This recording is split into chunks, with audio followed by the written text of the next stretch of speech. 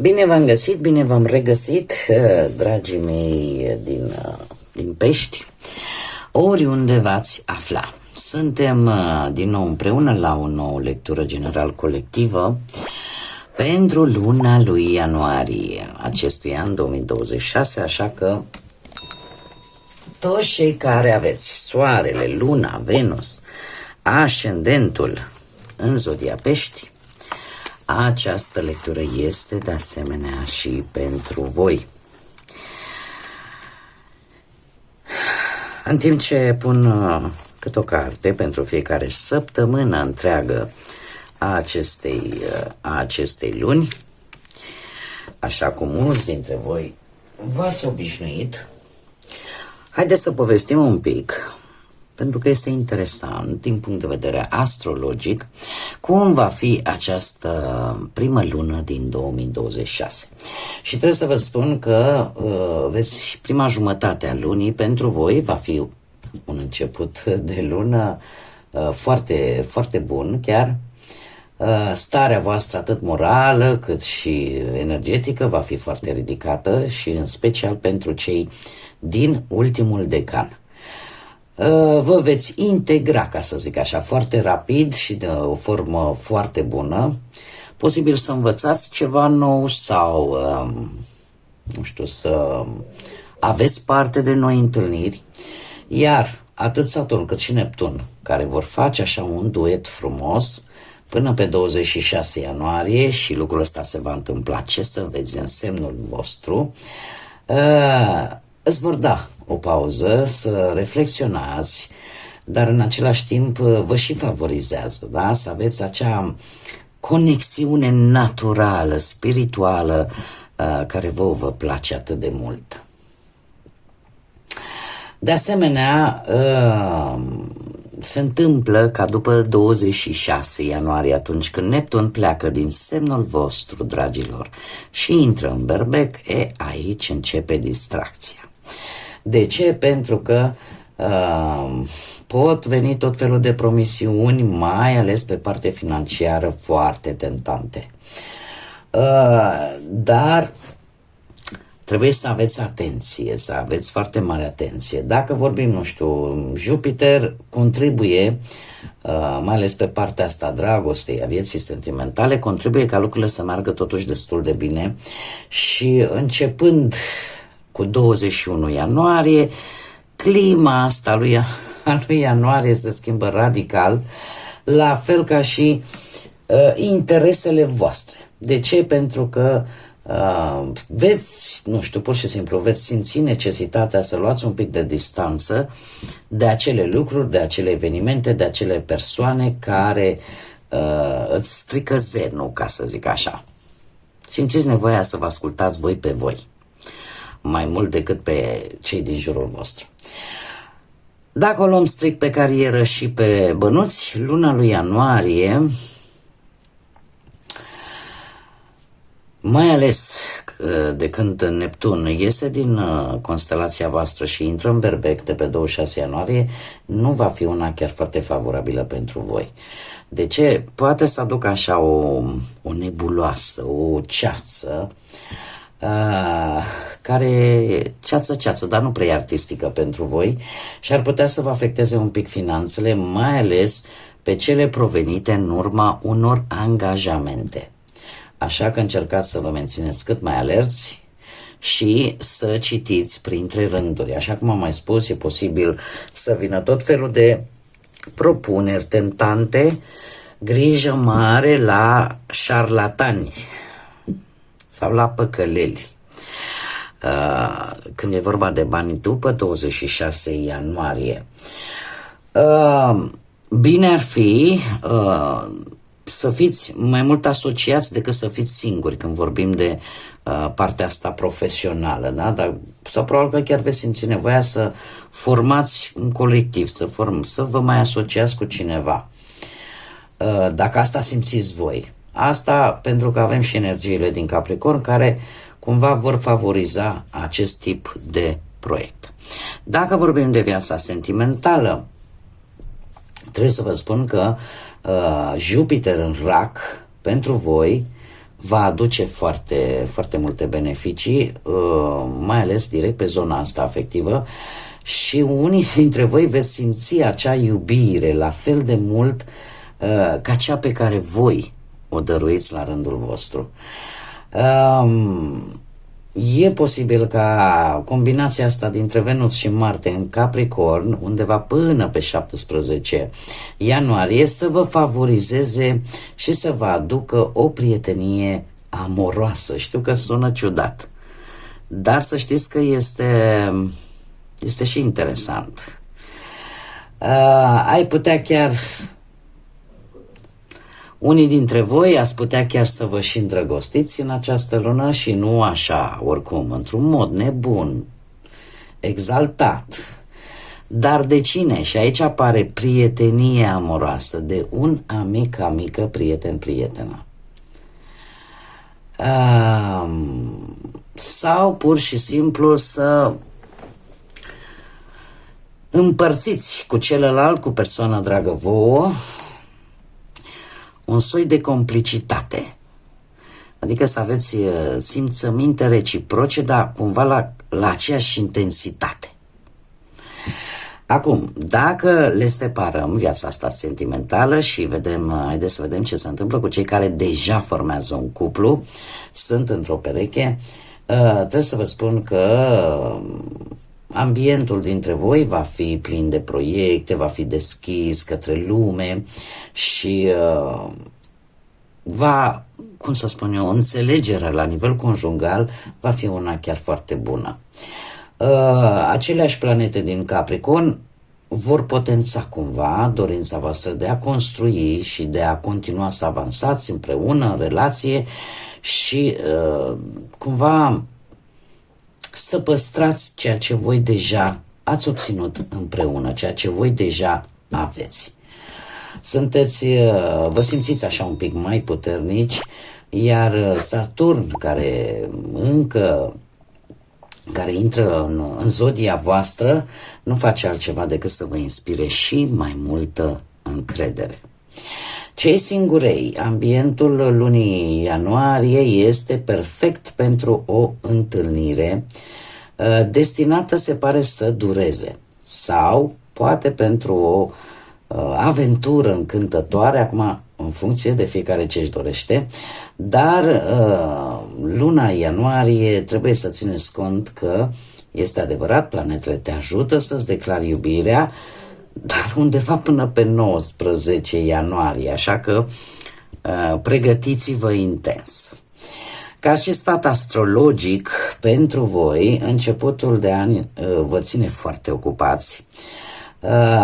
Se pare că primele 3 săptămâni din ianuarie trebuie să profitați foarte mult și în ultima săptămână ar fi cazul să vă și odihniți un pic ca să vă reîncărcați bateriile sau veți avea parte de o mare cantitate de informații pe care chiar ar trebui să le acumulați pentru că la un moment dat o să vă fie de folos. 3 săptămâni intense și o săptămână de repaus. Așa că o lună ca un carusel pentru voi, dragilor. Dar haideți să vedem și ce ne spun cărțile. Și avem prima săptămână întreagă, mai precis 5-11 ianuarie, și avem un scaun gol. Se pare că cineva va ieși din viața voastră, va ieși de pe scena vieții voastre. Va lăsa un loc gol.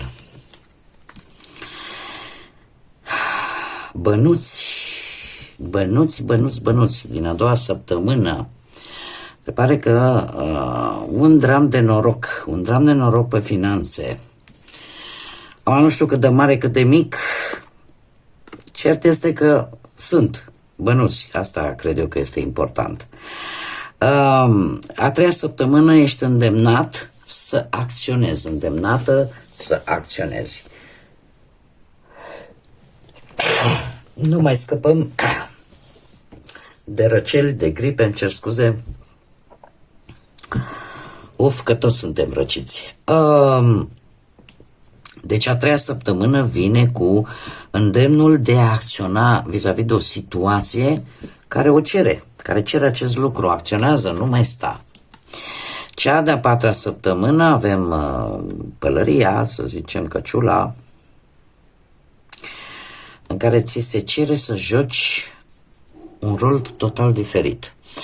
Cum vine asta? Că acum nu ne apucăm să jucăm teatru, bine ar fi dacă nu s-ar mai juca atât de mult teatru în societate, dar revenind la sensul acestei cărți, e posibil, de exemplu, dau un exemplu, dacă până acum voi ați fost foarte, să zicem, empatici, hai să luăm o caracteristică pe care oricum voi o aveți, ați fost foarte amabil, foarte dulci, foarte sensibil, dintr-o dată așa ai stat, așa și te-ai gândit mai bine și ia stai, nene, că nu trebuie să fiu neapărat, asta înseamnă că îți pierzi amabilitatea de tot, da? Sau dulceața, doar că o vei face poate un pic mai limitativ.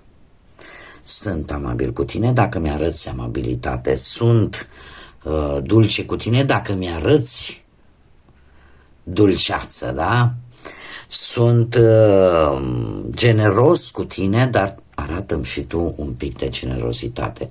Da, asta înseamnă că vă veți schimba așa de pe zi pe alta, o să deveniți niște nenorociți și niște obraznici, da, cumva, dar te vei adapta. Te vei adapta și vei juca un rol total diferit față de cel pe care l-ai avut până în acest moment. Haideți să vedem acum și cu ce energie intrați, dragilor din Pești, în luna lui ianuarie. Care este energia voastră?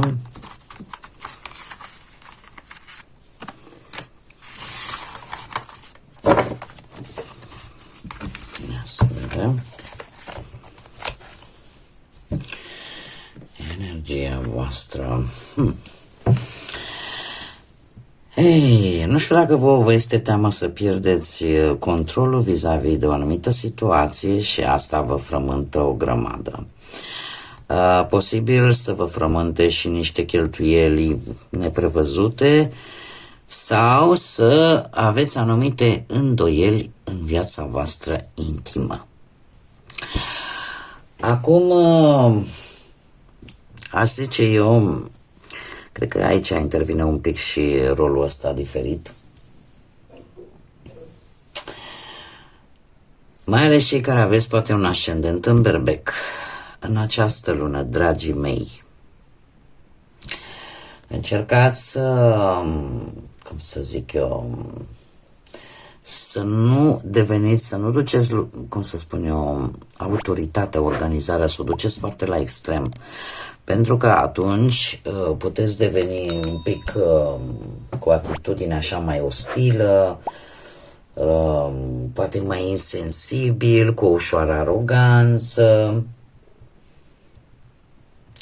Și eu aș mai spune că atitudinea asta poate să vină tocmai pentru că nu mai vreți să fiți răniți. Nu mai vreți să fiți răniți și în același timp, cum vedem foarte bine, nu mai vreți sau nu vreți să pierdeți controlul unei anumite situații, să vă scape așa din mână. Cam asta e energia care mi-o arată mie cărțile. Haideți să vedem acum și ce ne spune tarotul, ce vine pentru dragii mei din Pești în luna ianuarie, atât pe plan financiar, profesional și sentimental.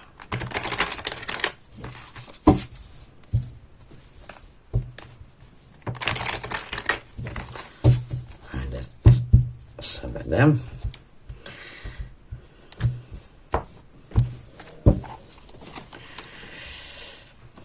Nu știu dacă se aude, dar la mine toată lumea tușește. Efectiv, eu mai reușesc, mai cu una, mai cu alta, dar stând printre ei, cred că o iau din nou. E greu cu răcelile, cu gripele astea. Bun, haideți să revenim la voi. Pe plan profesional, să știți că într-adevăr trebuie să aveți un pic de grijă vis-a-vis de anumite oferte. Vis-a-vis de anumite oferte care vă pot veni, nu știu, oferte de job sau acele, nu știu cum să găsesc un cuvânt care să le descrie așa oarecum pe toate. Poți avea variate opțiuni sau să zicem variate drumuri profesionale. Problema este că nu toate sunt viabile, nu sunt toate benefice și mai ales pe termen lung. Așa că ar fi bine ca încă de la începutul lunii pe planul profesional să vă luați timpul necesar, să vedeți care sunt reale, care sunt benefice și care nu.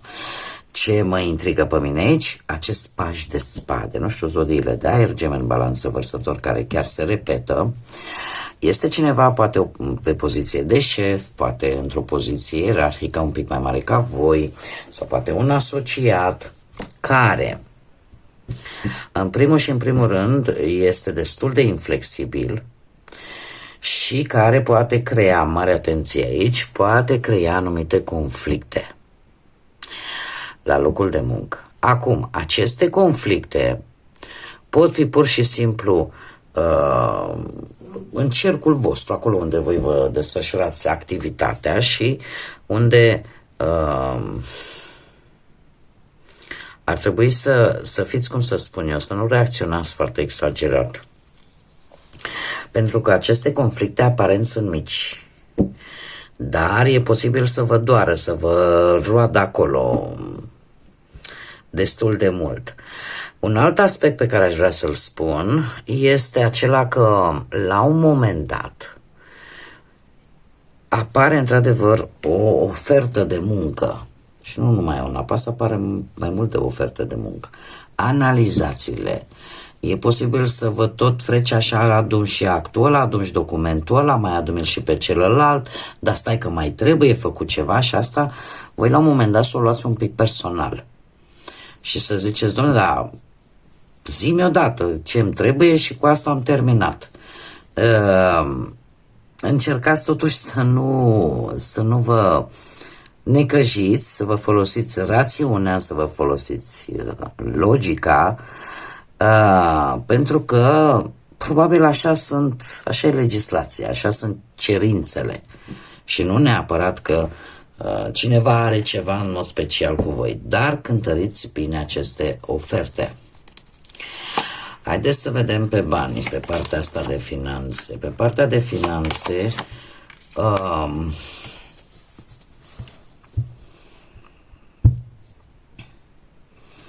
avem zodia Scorpion. Hei.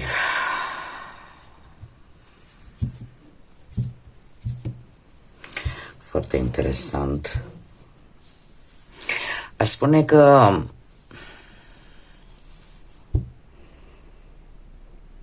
nu știu dacă voi vreți sau aveți programat să plecați într-o călătorie, poate pe afară, prin străinătate, în alt loc, la distanță.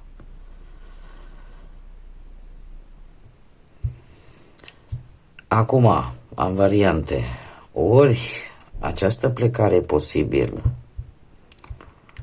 să se mai amâne din lipsa banilor, din cauza unui blocaj financiar, lucru care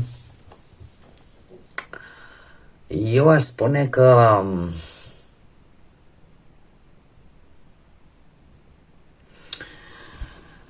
se va rezolva. Se va rezolva, dar cumva hazardul are un cuvânt de spus. Pot veni într-adevăr niște bănuți neașteptați care să vă scoată din acest blocaj.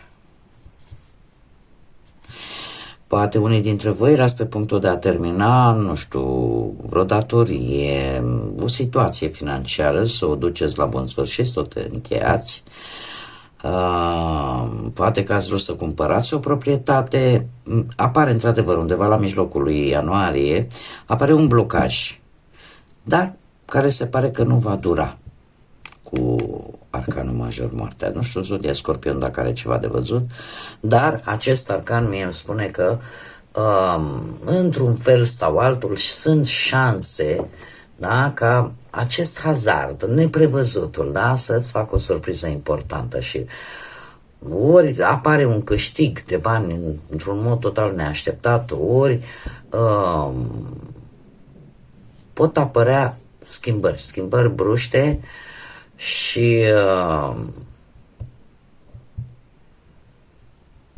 lucrurile se pot rezolva. Lucrurile se pot rezolva. Haideți să vedem pe plan sentimental. Cei care sunteți într-o relație, avem zodii de pământ, Taur, Fecioară, Capricorn, care sunt aici, prezente. Dragilor, voi în relația voastră, cu acest paș de monede, aș spune că sunteți un pic într-o monotonie. Sunteți un pic într-o monotonie care vă cam sărăcește așa de sentiment. Îmi cer scuze. Vă simțiți un pic așa singurei, vă simțiți un pic că parcă lucrurile nu mai sunt ca înainte, că chiar un pic de tristețe, aș spune.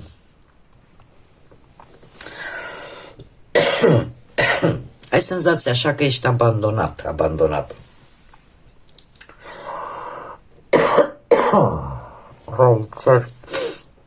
Îmi cer mii de scuze.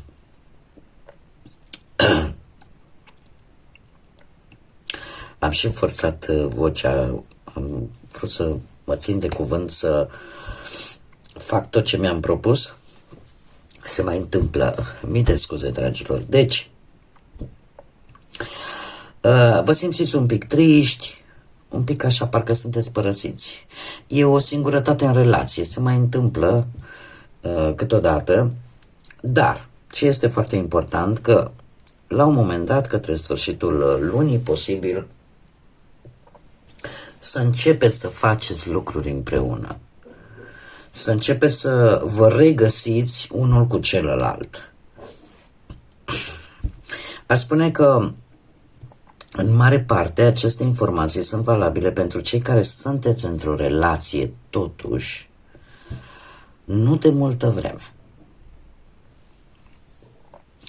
E posibil ca ori cariera voastră profesională, ori a celuilalt sau a amândorura să fi cauzat această monotonie în relația voastră.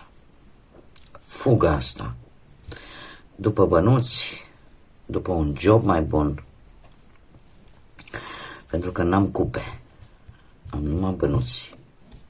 Dar lucrurile se pare că vor începe să se miște și cu treiul ăsta de monede aș spune că începeți așa să aveți o viziune comună, nu știu, parcă să vă repoziționați așa, să mergeți totuși, să vă adunați și să vă găsiți o singură direcție. Lucrul în echipă este important. Acum mergem la cei care sunteți singurei. Voi, dragilor, dragi,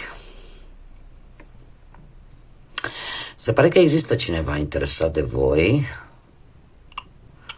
Este cineva care vă cam urmărește pe ascuns așa.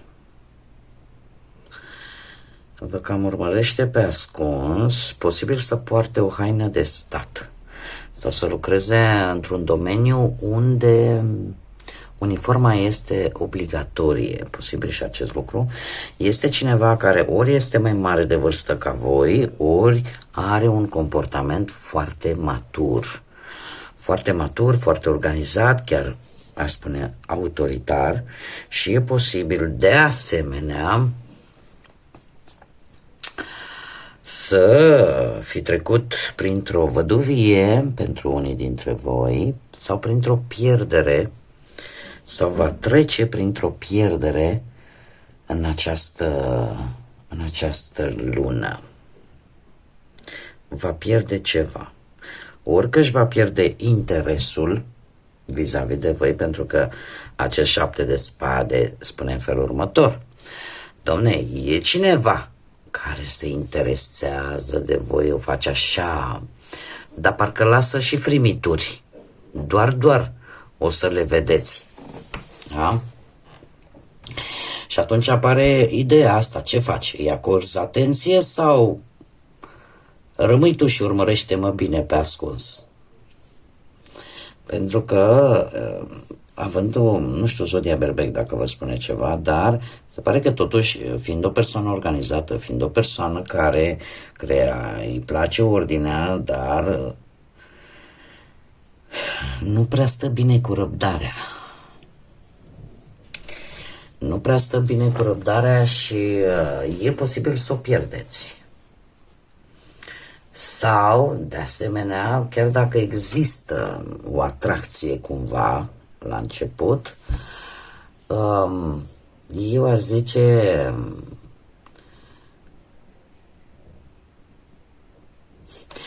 dar unul din voi va trebui să aibă răbdare. Clar va trebui să aibă răbdare. Și eu chiar aș încerca să afirm că totuși atracția asta dintre voi, nu știu eu dacă va fi atât de reciprocă. Dacă va fi atât de reciprocă. Ce mă intrigă acest 5 de cupe? Un 5 de cupe care nu știu dacă voi sau persoana asta a reușit să-și vindece anumite răni interne dintr-o relație din trecut. Tocmai de aceea v-am spus, ori a trecut printr-o văduvie, ori a ieșit dintr-o relație care e posibil să fi însemnat ceva, că sunteți voi, că este această persoană, cert este că aici cineva nu e total pregătit, tocmai de aceea apare o lipsă de reciprocitate, există un interes mai mult fizic vis-a-vis de persoana voastră, există acest interes, dar sunt șanse, mare atenție, pentru că avem totuși 2 cupe pline, da? Chiar dacă celelalte sunt vărsate, dar cu o condiție, deci sunt șanse cu răbdare, cu persistență, ca această posibilă relație să dea rezultate. Dar, cum am mai spus aici, unul dintre voi nu e complet vindecat de ceva din trecutul său, de o relație din trecutul său, pentru care se pare că chiar a suferit. Hai să vedem acum și ce inițiale de nume, prenume, pseudonim sau porecle de persoane cu care voi veți interacționa de-a lungul lui ianuarie și care vor avea o anumită importanță pentru voi. Și avem litera Z, M, R, N, Z, încă o dată, E, O și încă o dată O. Ca și zodii, ce ar predomina în afară de cele pe care vi le-am spus?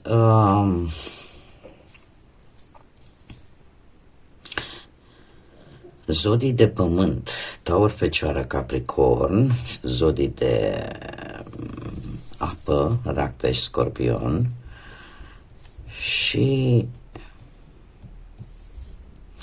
am ce să vă zic eu,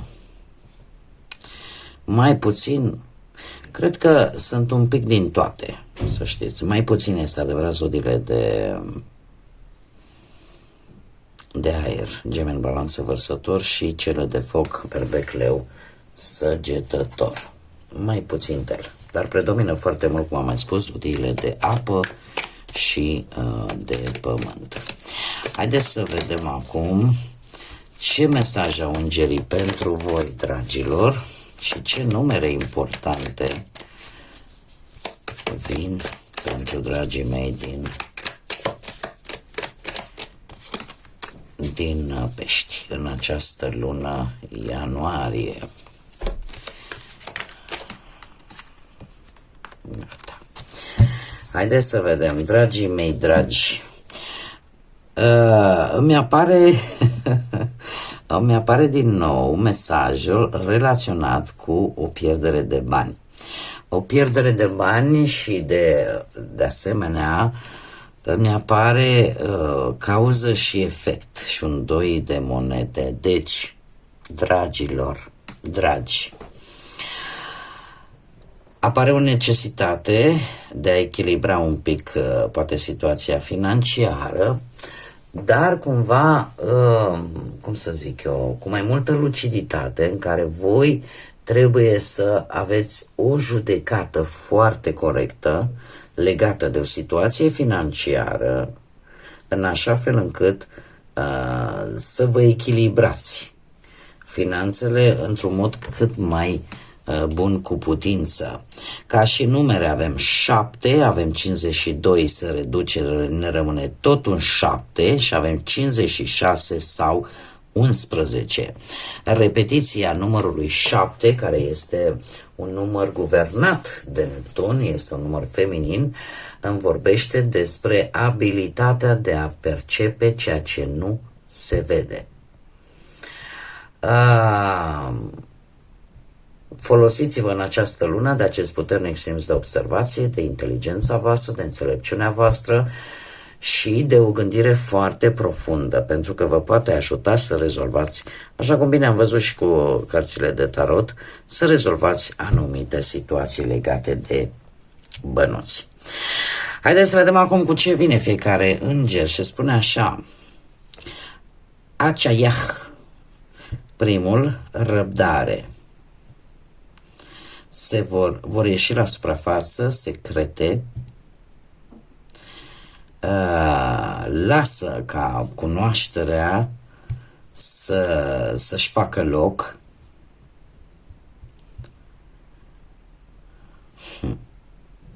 Foarte interesant, îl avem, este ca și cum mai spune răbdare, pentru că anumite lucruri oricum vor ieși la suprafață. Avem pe Imamiah, care ne vorbește de distrugerea puterii inamicilor și chiar se vor rușina practic de propriile lor acțiuni. Va apărea ceva aici, o greșeală de care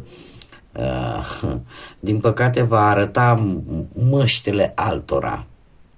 Nu știu neapărat dacă e greșeală de-a voastră sau propria lor greșeală va face ca ei să-și arate adevărata față. Apoi avem pe Poiel, care vine cu noroc, cu faimă și cu îndeplinirea unei dorințe.